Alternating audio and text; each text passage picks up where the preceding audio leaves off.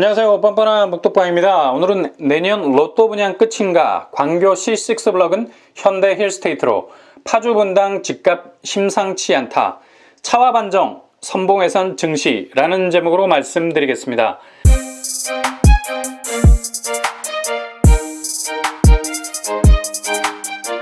12월 10일 북일의 A1-5 12가 일반 분양 접수를 받았습니다. 총 290가구 모집에 서울 수도권 거주자 78,430명이 신청을 했습니다. 예상대로 많은 청약자들이 마지막까지 기회를 살리기 위해서 최선을 다하셨습니다. 평균 경쟁률은 270대 1을 보였고요. 이제는 놀랍지도 않습니다. 최고 경쟁률은 A1-5 블럭 전용 84제곱에서 나왔는데 경쟁률이 무려 521대 1이었습니다. 서울 거주자 17,920명, 수도권 거주자 12,310명이 지원을 했죠. 이제는 과천 지정타의 경쟁률을 한번 보고 나니까 숫자에 무감각해진 듯합니다. 이렇게 높은 경쟁률을 분양단지마다 기록하는 이유는 바로 분양가 때문입니다. 시세보다 저렴한 분양가가 로또 분양이라는 분위기를 형성해서 기록적인 경쟁률을 끌어올리는 겁니다. 그렇다면 이러한 분상제 시스템이 계속해서 유지될 것인가 라는 의문이 들죠. 그렇지 않아도 지난 9일 국회에서 토지임대부 환매조건부 주택 법안이 통과가 됐습니다. 이 제도는 애초에 토지 소유권을 LH가 소유하고 소유주는 건물만 사는 것을 말하죠. 간단히 말하자면 대지 지분이 없는 건물이라 할 수 있겠습니다. 이렇게 되면 초기에 택지비가 빠지기 때문에 분양가는 지금보다 훨씬 더 내려갈 수 있는 장점이 있습니다. 그런데 이후 토지 임대부 주택을 산 사람은 공공기관에만 팔아야 하는 제한이 있는 겁니다. 이 제도가 정착이 되면 지금 같은 로또 분양 분위기는 사그러들 듯합니다. 청약자들 입장에서는 예정돼 있었던 신축 아파트 단지들이 줄줄이 연기를 하는 바람에 혹여 이 제도가 도입돼서 내가 청약하는 시기에 갑작스럽게 적용이 되는 건 아닌가라는 생각이 듭니다. 실제로 고덕강일 힐스테이트가 12월 4일로 입주자 모집 공고를 예정했다가 12월 17일로 연기를 했죠. 판교 벨리자이도 12월 10일로 예정했다가 12월 24일로 미뤘습니다. 고덕강일 제1풍경채도 당초 12월에 입주자 모집 공고 예정이었다가 내년 1월로 연기했습니다. 이렇게 계획된 분양이 줄줄이 연기되면서 내년에 새롭게 도입될 토지임대부 혹은 환매조건부 주택에 편입되는 건 아닌가라는 불안감도 듭니다. 그러나 실제로 신축 아파트 분양이 연기되는 것은 분양가를 더 낮추라는 정부의 의도와 분양가를 더 높이려는 건설사 간의 줄다리기 때문에 일정이 늦춰지고 있는 듯합니다. 그래서 불안한 마음을 그리 크게 가질 이유는 없습니다. 토지 임대부나 환매 조건부 주택 시스템이 소급 적용될 리는 전혀 없고 특정 공공분양에서부터 시범적으로 실시되면서 점차 확대될 것으로 예상이 됩니다. 일례로 지분적립형도 어찌 보면 이익공유제, 그러니까 일정 지분 비율을 나눠서 가지는 제도일 수 있기 때문에 점진적으로 적용할 가능성이 높다는 얘기죠. 그러니 너무 염려할 필요는 없다고 봅니다. 갑작스럽게 적용해서 민간 분양에도 영향을 미치는 것 아닌가라는 생각도 가지시는데, 일단 공공분양에서 이익공유제라는 그림을 구체적으로 실현시켜보자는 시스템이기 때문에 시간이 다소 걸릴 수 있는 주택공급 제도라고 생각해 볼 수 있습니다. 조금 전에 언급한 대로 연말에 분양을 예정했다가 다시 내년으로 연기한 신축 아파트 한 곳이 더 있죠. 바로 광교 C6 블럭입니다.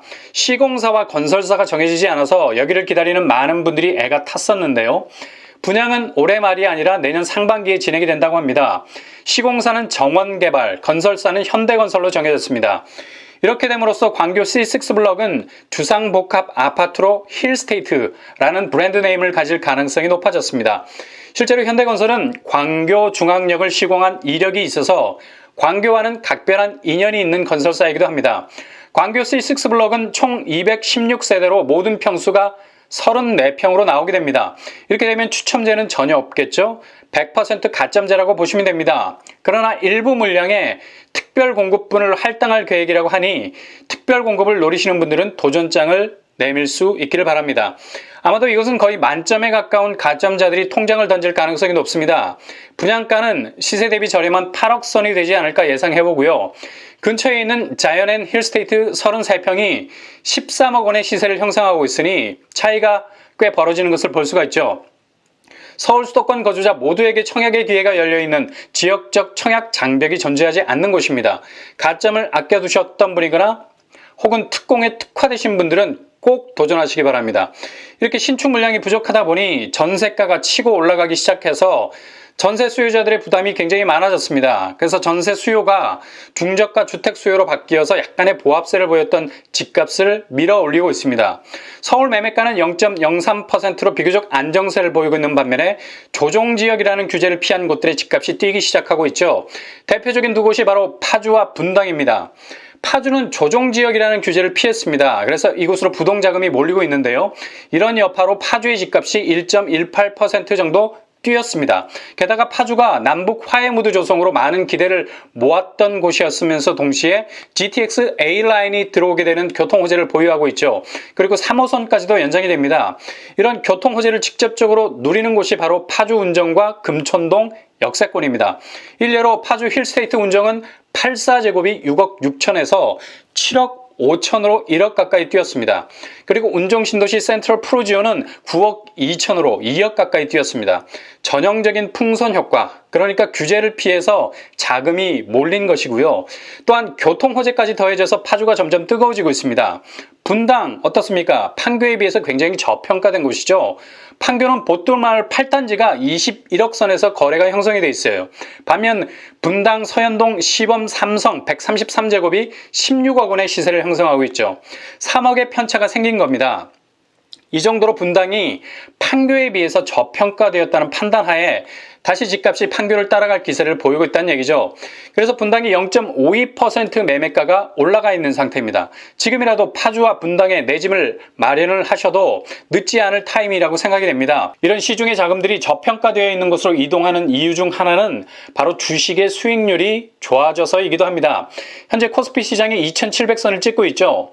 2021년 상반기에 분명 3000선까지도 돌파할 것으로 추측해 볼 수 있습니다. 20대 30대 영끌이라는 말이 유행했는데 어찌 보면 규제가 많은 부동산 쪽보다는 주식 쪽으로 이동한 비율도 클 겁니다. 일단 내 집 마련 자금 확보나 주담대 이자 원금을 갚기 위해서 단기적으로 치고 빠질 수 있는 장점이 있죠. 일단 증시는 미국 조 바이든 시대가 열리면서 저평가되었던 한국 주식시장에 대한 다시 보기 분위기는 계속해서 이어질 듯 하고요. 유망한 종목은 차와 반정, 자동차, 화학, 반도체, 정유 이렇게 네 가지 범위로 좁혀 들어가면 될 듯합니다. 자동차 쪽에는 현대차가 전기차를 대량으로 생산할 수 있는 플랫폼 eGMP 기술을 공개하는 바람에 연중 신고가를 경신하다 리콜 문제 때문에 상승에 약간 제동이 걸렸죠. 그러나 미국 전기차 테슬라보다는 가려진 부분이 많아서 확실한 저평가 상태에 있습니다. 향후 현대 전기차가 보여줄 잠재성에 매력이 있다는 거죠. 그리고 전기차 생산 원가에서 40% 정도를 차지할 정도로 확실한 원가 점유율을 가질 수 있는 배터리도 자동차와 더불어서 강력한 잠재성을 가지고 있는 분야입니다. 트럼프 대통령이 파리 기후협약 탈퇴로 글로벌 탄소제로 움직임이 둔화되었었는데 바이든 이후로 이 움직임은 확실히 살아날 겁니다. 자연 전기차 그리고 전기차의 심장부에 해당하는 배터리는 위로 견인될 수밖에 없는 포지션을 가지고 있습니다. 자동차는 전기로도 가지만 여전히 기름을 먹고 달리죠. 정유 부분에서도 반짝하는 반전이 있을 가능성이 높습니다. 일단 백신이 접종되면서 세계가 정상적인 작동을 시작하게 되면 항공과 여행업은 자연 움츠러들었던 기지개를 펼 겁니다. 비행기도 기름을 먹어야 되고 자동차도 기름을 먹어야 하니 자연 정유 부분과 관련된 업종은 살아나게 되겠죠. 2021년에는 유가가 완만한 상승세를 보일 것으로 보아서 더욱더 탄력을 받을 듯합니다. 반도체는 삼성전자와 SK하이닉스가 워낙에 강세를 보이고 있는 상황이라 누구든 상승세를 부정할 여지가 없습니다. 일명 소부장이라고 하죠. 소재, 부품, 장비 부분의 수습이 더욱 개선될 듯합니다. 비대면 분위기가 확산이 되면서 가전에 대한 수요도 폭발적으로 증가했고요. 이런 분위기에 편승해서 가전에 들어가는 반도체 소재와 부품들이 날개를 달 가능성이 높다는 것을 예측해 볼 수 있습니다.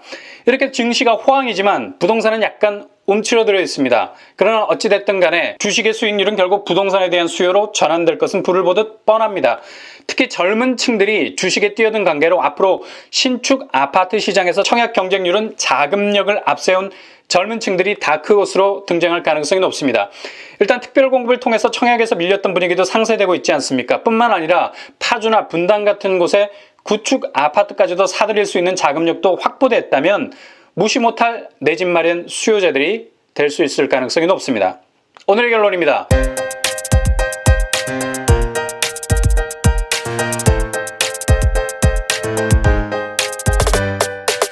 첫째, 지금의 주택 공급 기조 급격하게 바뀌지는 않을 듯합니다. 분양가 상한제가 쉽게 폐기되지 않을 주택 공급 시스템인 것을 염두에 두시고 계속적인 내 집 마련 도전을 이어나가시기 바랍니다. 둘째, 조정 지역을 피한 경기도권에서의 분위기가 풍선 효과로 달아오르고 있습니다. 잘 지켜보셨다가 진입하실 계획이 있으시다면 과감하게 도전하실 수 있기를 바랍니다. 셋째, 증시가 호황입니다. 차와 반정 종목을 유심히 지켜보시면서 좋은 수익률도 가져갈 수 있기를 바랍니다. 뿐만 아니라 청약 당첨으로 내 집 마련의 기회도 잡을 수 있는 여러분이 되실 수 있기를 바랍니다. 이상으로 뻔뻔한 복덕방을 마치겠습니다. 구독과 좋아요 부탁드립니다. 감사합니다.